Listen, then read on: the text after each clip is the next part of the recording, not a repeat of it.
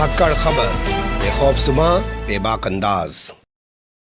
धाकड़ खबर के news room से मैं आपके साथ हूं अकरम रईस खान। आप लोग जानते हैं पिछले काफी समय से चाइना के साथ हमारी तनातनी चल रही है। लगातार हो रही बातचीत के बाद भी चाइना अपनी हरकतों से बाज नहीं आ रहा है।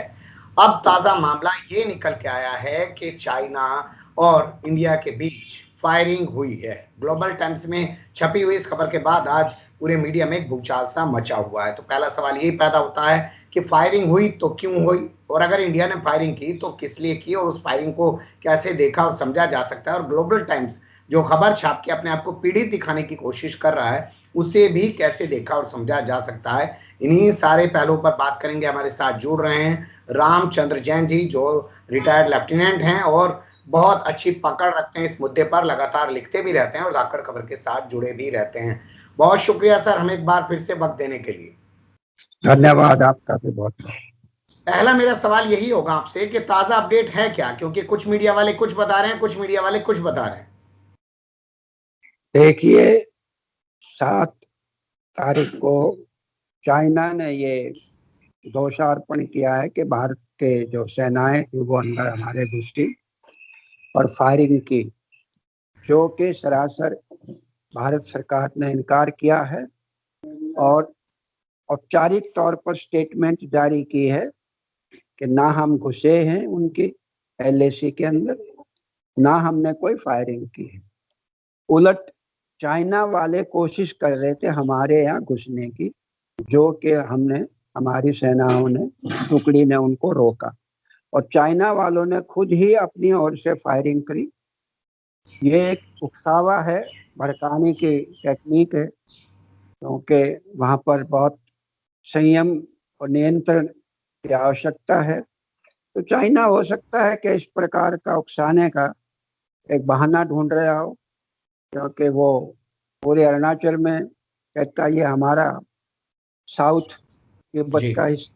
जी सर, मैं साउथ तिब्बत के हिस्से पर बात करूंगा, उस पर विस्तार से आपके साथ जानना समझना चाहूंगा कि पूरा मामला है क्या। लेकिन मैंने जो मीडिया को देखा और समझा है आज, वो बता रहे हैं कि हमारी सेना ने चेतावनी फायरिंग तो की है, आप तो कह रहे हैं फायरिंग ही नहीं हुई है। नहीं, हमारे भारत सरकार की जो अधिकृत इन्होंने जवाब दिया है उसमें भारत की सेनाओं ने कोई फायरिंग नहीं की। अगर कोई मीडिया दिखा रहा है तो ये बिल्कुल अनुचित है और मैं समझता हूँ कि हमारे जवान बहुत जिम्मेदार सैनिक हैं, वो कभी इस तरह की फायरिंग नहीं करेंगे।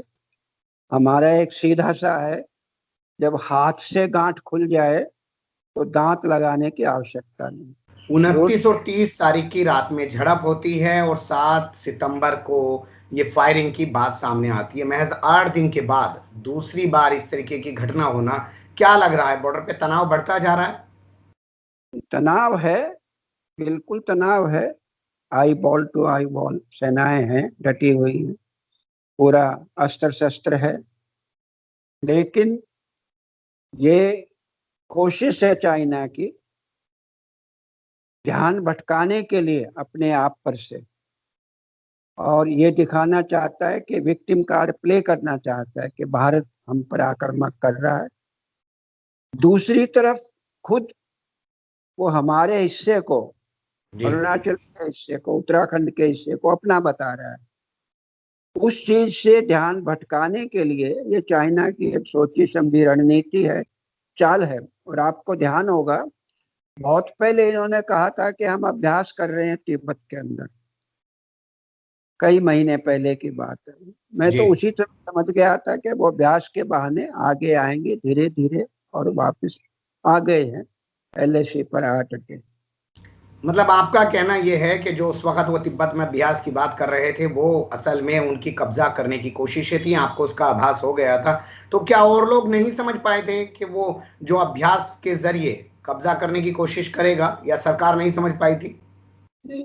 ऐसा नहीं है, सरकार से पहले तो हमारी जो सेनाएं हैं सरहद पर जहां कहीं भी हैं तैनात, उनका ये दायित्व है और उनका फर्ज है कि वो इस चीज को समझें, टैक्टिक्स को समझें और उसी हिसाब से अपने आप को भी मैनोवर करें और आवश्यकता हो तो सरकार को भी इस बारे में ब्रीफ भेजें। जैसा कि बताया गया है कि प्रधानमंत्री को भी इस बात से रूबरू कराया गया है कि 7 तारीख को जो है चाइना हम पर दोषारोपण कर रहा है, वो गलत है। और हमारे भारत सरकार की तरफ से एक बयान भी जारी हुआ है।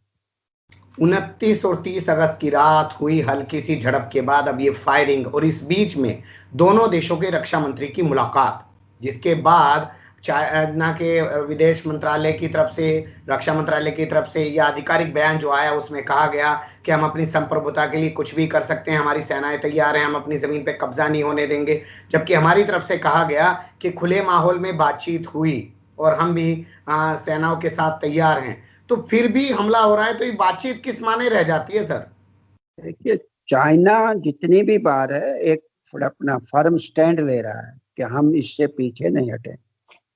भारत भी अपना स्टैंड ले रहा है कि आपको पीछे हटना होगा। रही बात 29-30 तारीख की जो झड़प थी, उसमें हमारा जो स्पेशल टास्क फोर्स का एक तिब्बत ओरिजिन का जवान जो कि भारत के अंदर है, काफी बड़ी टुकड़ी है जी। वो जवान सीधे तौर पे नहीं मारा गया था, लेकिन वहां कोई माइन वगैरह थी, कोई एक्सीडेंट जैसा कि बता रहे हैं, उसमें शहीद हो गया था और उसको शहीद के तौर पर उसकी अंत्येष्टि की गई, फौजी मान सम्मान दिया गया।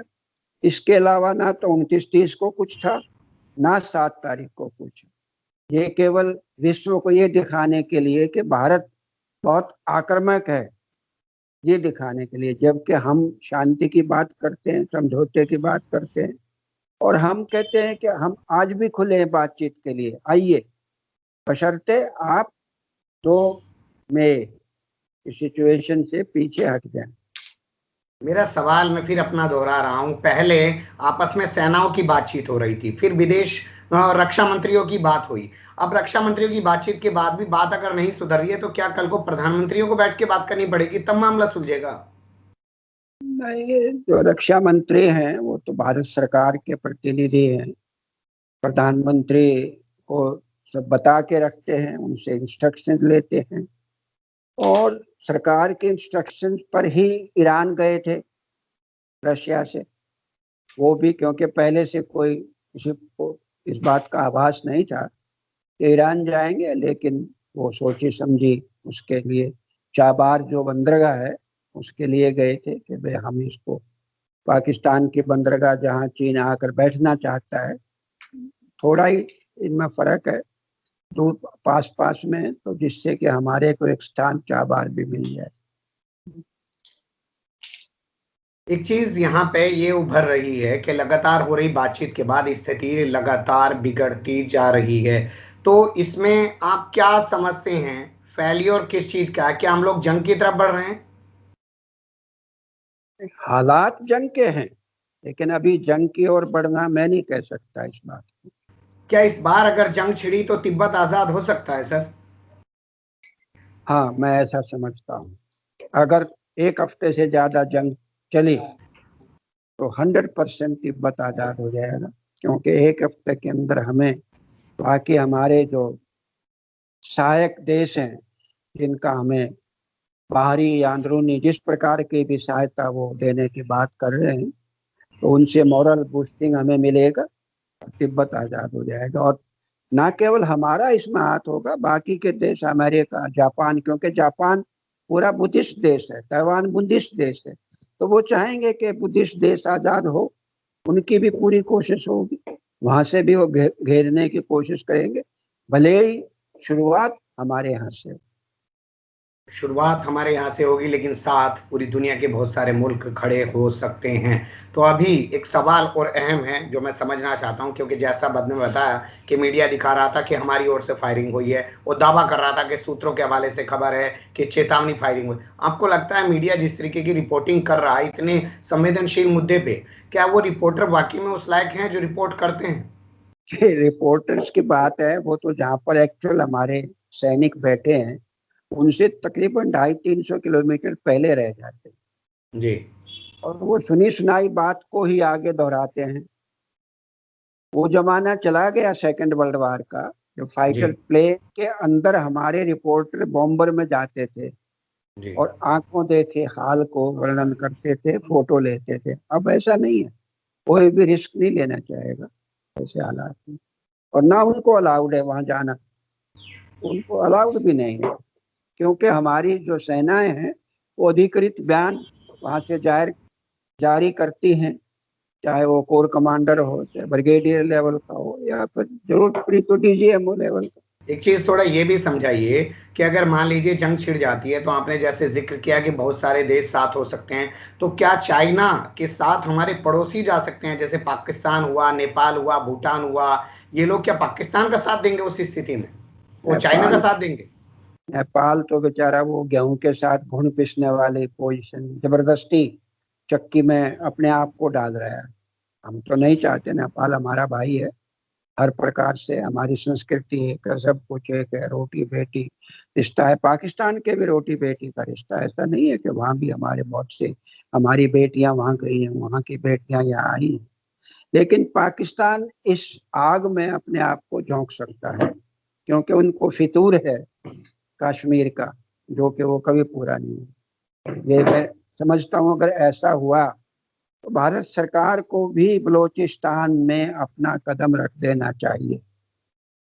बलूचिस्तान को आजाद कराने की मुहिम, जो एक बार लाल किले के प्राचीर से आदरणीय प्रधानमंत्री जी ने भी कहा था, वो हमें बलूचिस्तान को अलग देश की मान्यता दे देनी चाहिए। लड़ाई छिड़ते ही तैवान को भी हमें मान्यता दे देनी चाहिए और तिब्बत को भी दे देनी चाहिए।